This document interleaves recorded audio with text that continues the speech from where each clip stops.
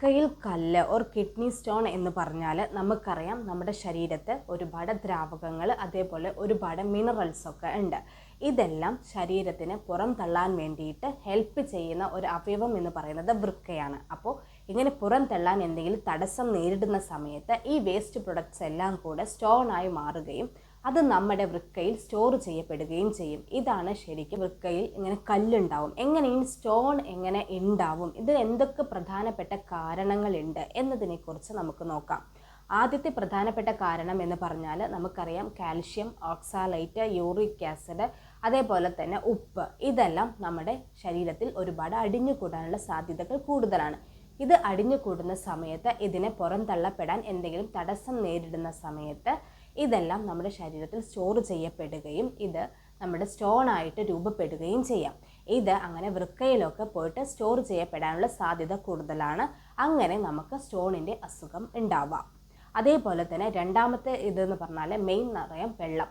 നമുക്കറിയാം ഈ മഴക്കാലത്ത് വെള്ളം കുടിക്കാൻ സാധ്യത കുറവാണ്. അത് കാരണം എന്താണ്? മൂത്രമൊഴിക്കാനുള്ള ടെൻഡൻസി കൂടും എന്ന് വിചാരിച്ചിട്ട് പലരും വെള്ളം കുടിക്കാൻ മടിക്കാറുണ്ട്. ഒരിക്കലും വെള്ളം കുടിക്കാൻ മടിക്കരുത്.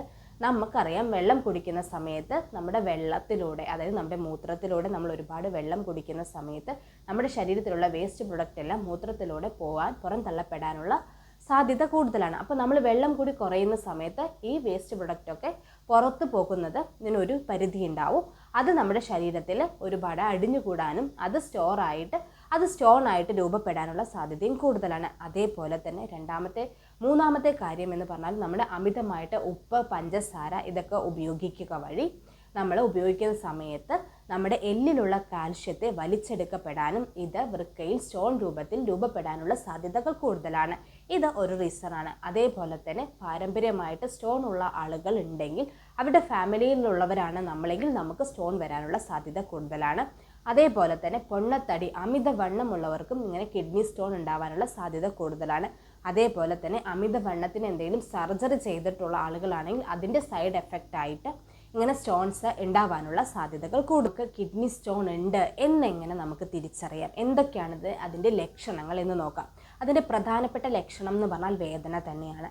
രണ്ട് വശത്തായിട്ട് പുറകിലോട്ടായിട്ടാണ് നമുക്ക് വേദന ഉണ്ടാവുക.